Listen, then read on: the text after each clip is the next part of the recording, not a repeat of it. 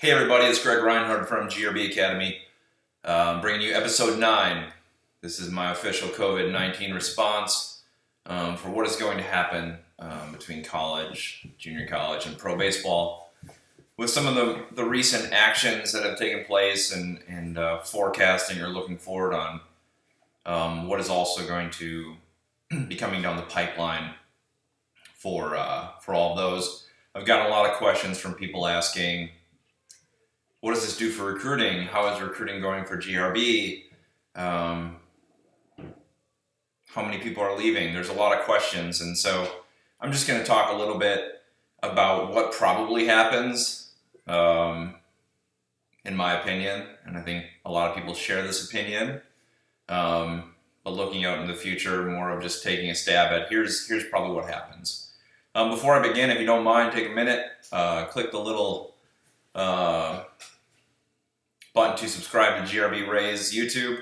We're going to be continuing to bring great content, more player videos and hitting videos, training videos as we grow this platform out, which is kind of new for us. So if you do that, that would be great.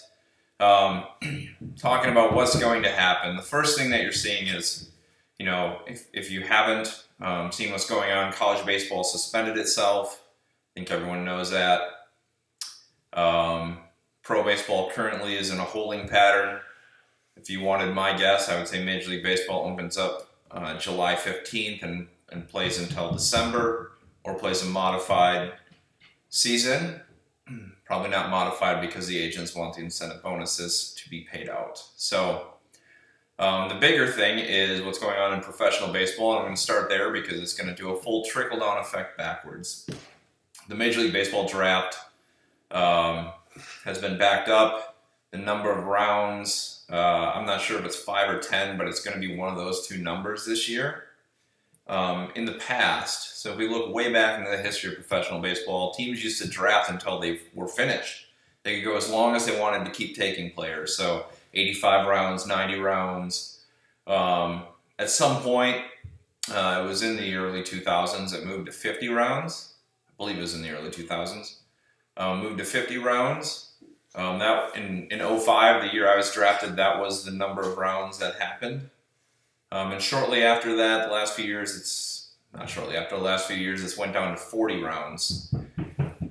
There's been a lot of talk about minor league contraction. So minor league baseball, whether they have a season or not this year, what is going on right now actually plays into a longer strategy that Major League Baseball likely wants to see happen, which is they want to contract the minor leagues, less levels, and in return, you're going to get a draft that has less rounds. So I don't think we will ever see 40 rounds again in Major League Baseball,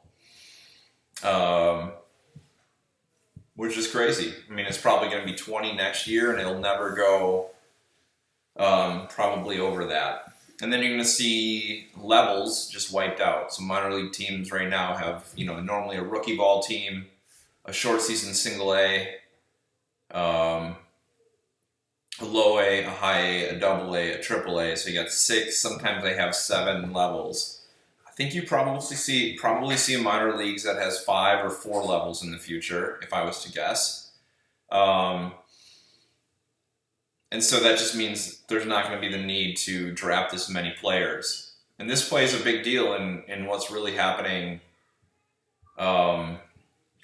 and what's going to happen with college recruiting. So whether or not there's minor league baseball this year, you're going to see a large amount of players get released. You're going to see a severe clamping of the minor leagues in the next year or two. I'm not sure how swift it'll be, but it's coming.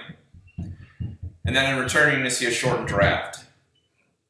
So the future of college baseball is probably going to be a more junior and senior heavy looking forward anyways. But then you mix in this year's COVID-19 situation. The draft is probably 5 or 10 rounds. I'd be shocked if it's 10. Not shocked, but the owners are trying to save money. With no season, I think you're going to see no senior free agent signings. So kids who are senior in college baseball who have been granted another year, we'll talk about that in a minute, probably don't get signed.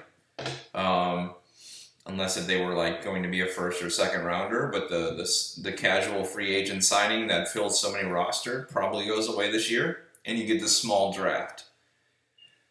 So what happens then? So the biggest question is, well, what's happening? Because teams have committed 8, 10, in the case of SEC schools, 22, 21 players to come. And they're doing that because they're battling the draft. You know, some of the biggest SEC, ACC, Pac schools are committing these crazy numbers, 18 incoming freshmen, plus some junior college kids, 22 total. Plus they've got their roster. Well, now we're at this crazy spot. They're not going to lose all the draft picks they thought from their junior and senior classes. They're not going to have half of their recruiting class get drafted because there's not enough rounds. And so all of a sudden there's a log jam coming. And so NCAA made a ruling 2 Mondays ago, last Monday, I can't remember which one it was. The days are really sticking together here. Stating that everyone gets a year back, seniors can return to school, and the scholarship situation is on the school to make that determination. So if a school wants to extend over the 11.7 scholarship money, which can be found in episode 1, they can for this year. They don't have to. So there's going to be a lot of schools that have to make a determination of, are we going to add additional money?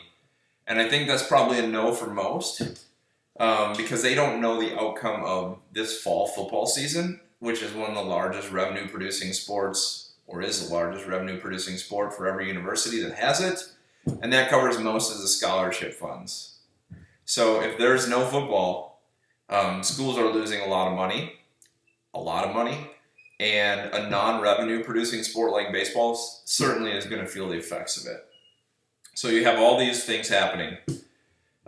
Major League Baseball is not going to draft the junior, seniors, or half the freshmen. The NCAA is granting schools to make a decision of returning seniors. The rosters are going to be able to be expanded, I guess.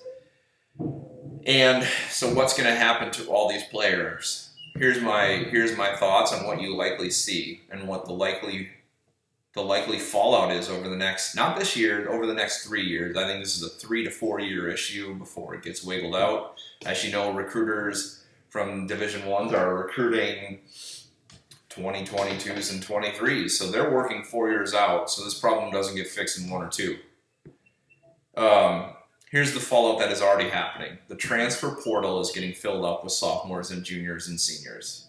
There's also another level of grad transfers, which is interesting right now. So you have all these kids that are just saying, they're getting told from their university, hey, your scholarship money is not available. They do have in episode 1, I believe, until like June 5th or July 15th to tell kids whether or not they're coming back. A lot of them are trying to figure it out and basically telling students to transfer, or some schools are just having kids transfer because there's a chance for them to move. An interesting piece of this is the NCAA was going to vote this year on a one-time transfer rule. Without COVID-19, I think this is a really, really bad mistake by the NCAA, which the rule is going to be this.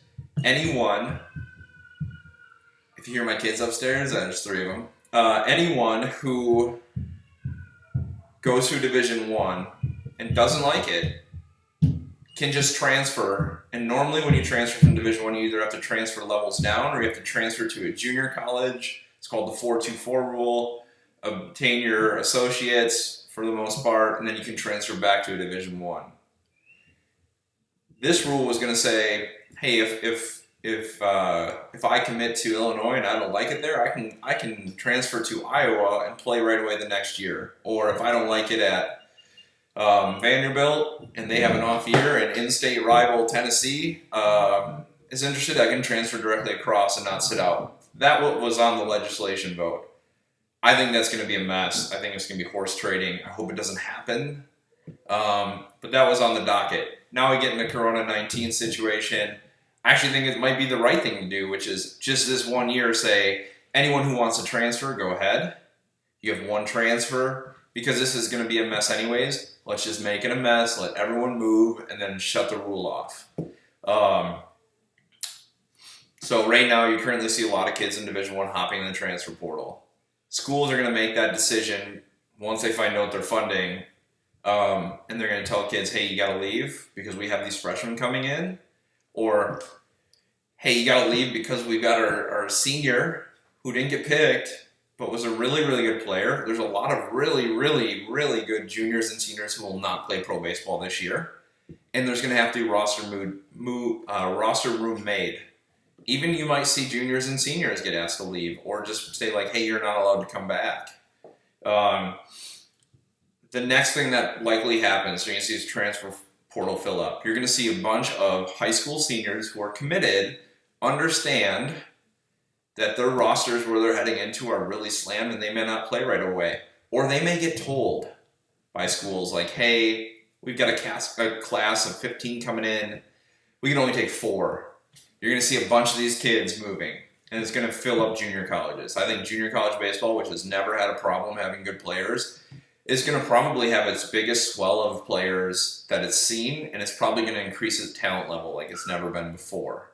For all these players who are really good Division I players, but just aren't going to make a roster in advance. That's the second thing that I think happens.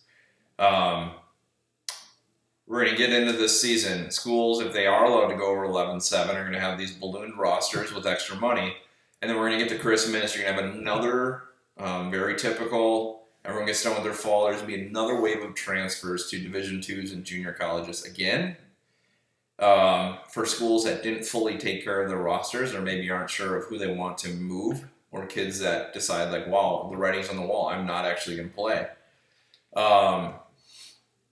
After that, the crazy thing about this rule is the 11-7 inflation where kids or schools can have higher scholarships only lasts for this year. So after this year, schools are going to have to rebalance their scholarship dollars, and the same thing is going to happen. The draft for next year is also shrunk.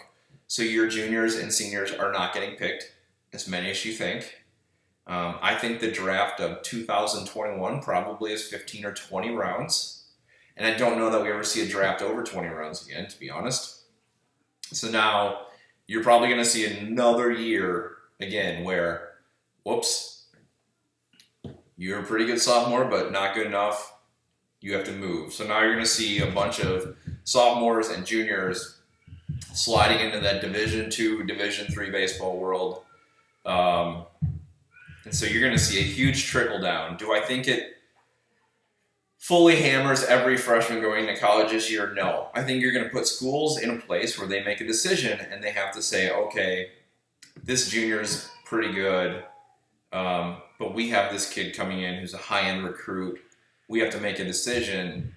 And I don't know what all of them are going to do, but I'm guessing most of them are going to take a chance of the unknown to some extent of how good this freshman can be. And it will probably depend on their depth at the position where that sophomore or junior is that they think maybe could play. I think those are the kids, the maybe could play for us this year kids, are the ones that probably get shipped out or are asked to leave or make the decision to leave because of these roster sizes. So the NCAA made this ruling. They basically did what the NCAA is good at, which is taking all responsibility off their plate. And they shifted it to the schools. Now you're going to see the schools from different conferences making decisions individually based on their funding and really what they have as a class. So I think a lot of people probably are going to get moved. So that's kind of my take on what is going to happen. There is for sure going to be a shrinkage, mainly from the top, because pro baseball is not going to sign free agents like it always has. The scholarships or not the scholarships, the draft is going to be shortened.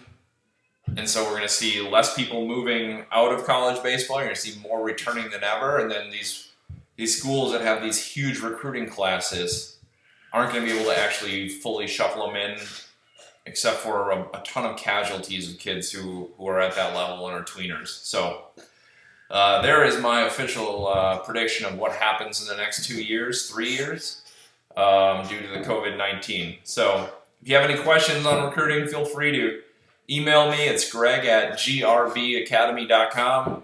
I'll give my insight.